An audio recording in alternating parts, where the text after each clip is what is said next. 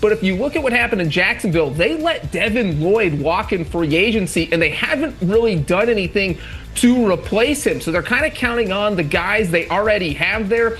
But it's still a hole on the roster. So I think if you're Jacksonville, you're thinking, hey, let's bring in this veteran linebacker. Yes, Bobby Wagner is getting up there in age, but he proved last season in Washington that he can still be productive. We're seeing this career tackles list, 2,000 career tackles. That is absurd. That means he wraps you up. He takes you down. He is all over the field. He brings that veteran leadership that I think a young defense like the one in Jacksonville would need. So I do like Bobby Wagner's fit down there in Duval. Second worst Duval only to Liam Cohen's, but I do appreciate it. You went with cats. I'm going with bovines. I'm going to the Buffalo Bills, in part because of many of the reasons that you laid out there. We know the veteran leadership that Bobby Wagner provides, but they're losing veteran leadership in Matt Milano. They have Terrell Bernard, who obviously can play at a high level when he's healthy. Dorian Williams as well. Those guys are penciled in to be the starters, and they've been there for a few years, but it's hard to replace the leadership and the on-field productivity that Matt Milano brought. Obviously battled injuries. He's currently a free agent, and I suppose they could bring him back. But I think Bobby Wagner fits that mold and gives you a little bit more upside. Obviously, new coaching staff, newish coaching staff, and that Sean McDermott's no longer there. They moved on from Bobby Babich, the defensive coordinator, to Jim Leonard. So a bunch of moving parts there. But this team, Katie, feels like it's as poised as ever to make a legit run at winning the AFC and representing the AFC in the Super Bowl. And Breach, you mentioned his age. If anyone is concerned about that, he's 35. Wagner hasn't missed a regular season game in 4 years. He's played in all 17 games in each of the last 4 seasons. So the man is durable. Another big name still looking for a home, all-pro wide receiver Stefon Diggs. After rebounding last year with New England, Diggs does appear ready for his next opportunity. The legal stuff is behind him now, so contenders could come calling as training camp approaches here. Wilson, what team makes the most sense for Diggs? Where do you think he ultimately ends up?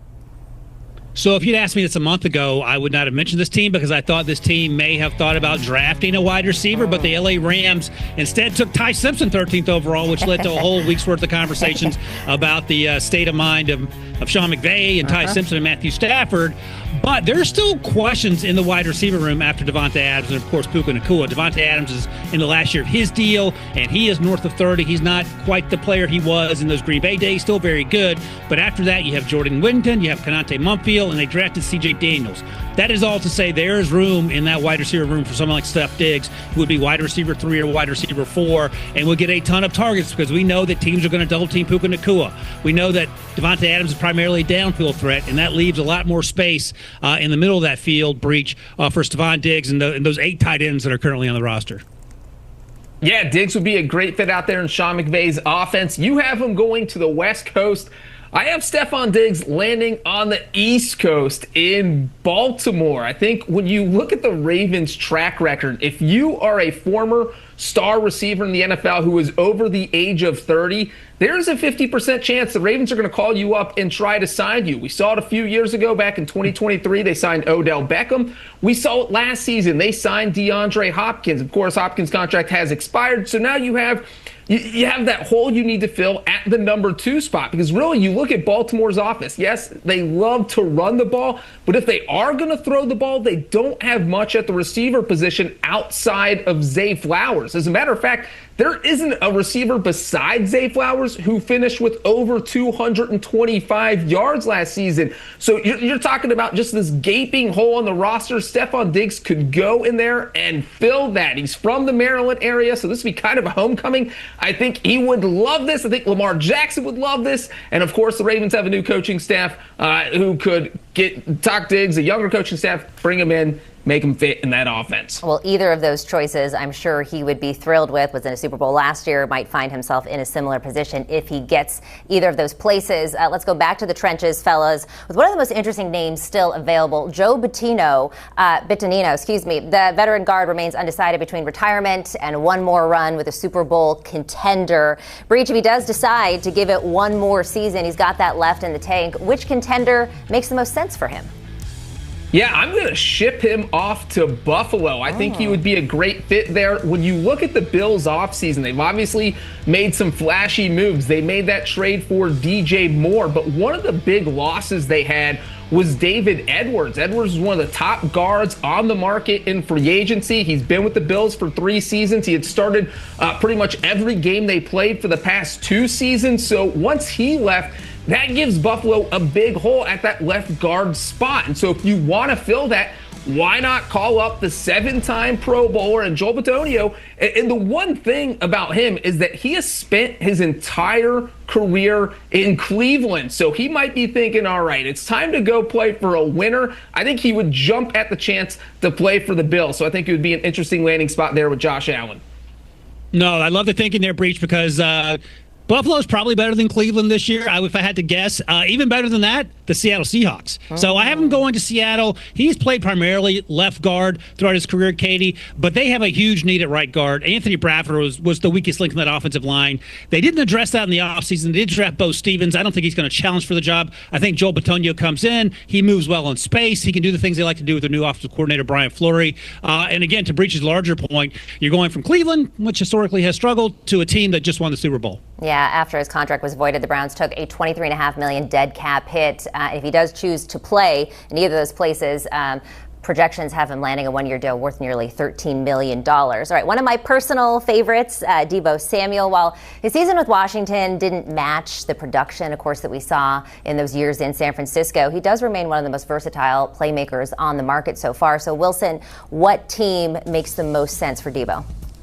I'm going to send him to Indianapolis and the resurgent Daniel Jones coming off that Achilles. We'll see what Daniel Jones looks like health-wise early in the season, but we know he was absolutely slinging it before the injury last year, sort of refound himself in that Sam Darnold refinding yourself on a new team. They have Alec Pierce. They have Josh Downs. After that, they have the Nick Westbrook-Akine, but there's certainly room in that wide receiver room for a wide receiver 3 type player. Get the ball in his hands and let him cook and get Debo back to the form that we had seen prior to landing in Washington when he was in San Francisco, Breach.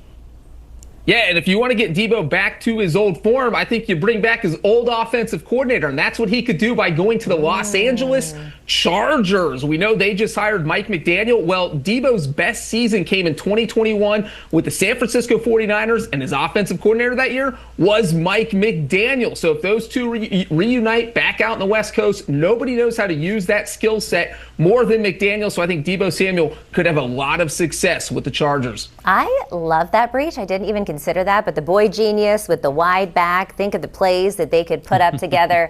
Wilson and Breach, appreciate you so much. We will continue our look at the NFL's top remaining free agents. We got veteran pass rushers Von Miller and Jadeveon Clowney still searching for their next team. The guys are sticking around to figure out their best fits next. Welcome back. John Breach and Ryan Wilson here breaking down the top NFL free agents and where they could land. We'll pick up at number 6 here on the list. Von Miller, future Hall of Famer, made it clear that he wants to play in 2026, and he's even publicly campaigned for a return to Denver. Wilson, what makes the most sense for him at this stage in his career? Give the man what he wants, Katie. By the way, here's how old I am. When I covered my first Super Bowl in 2011, that was Von Miller's rookie season, and I saw him at NFL honors along with Tim Tebow. So that has been a minute ago. He is still playing and playing at a high level. Breach joked last segment that Myles Garrett had more sacks than the San Francisco 49ers. In part-time duty, Von Miller had 9 sacks and led the Washington Commanders last year. So he was 45% of the way there for the San Francisco 49ers. So I'm sending him back to Denver, letting him cook alongside Nick Bonito and Jonathan Cooper and Jonah Ellis, and I think you're already on a great defense. You have one job to do, get after the quarterback, and it makes too much sense not to happen.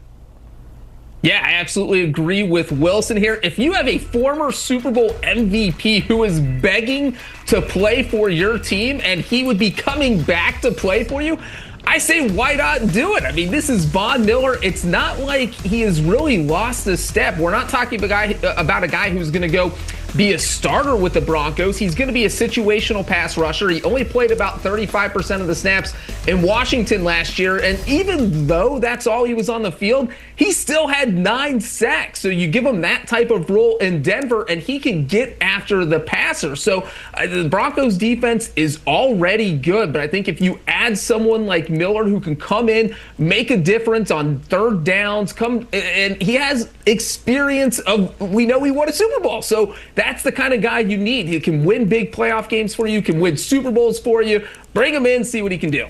I feel like the 49ers are getting a lot of strays here. I just will say they didn't have a pass rush last year, okay? Nobody was available for that pass rush, all right? But as you pointed out, Breach, Von Miller certainly proved that he could get after the quarterback even now. Next up.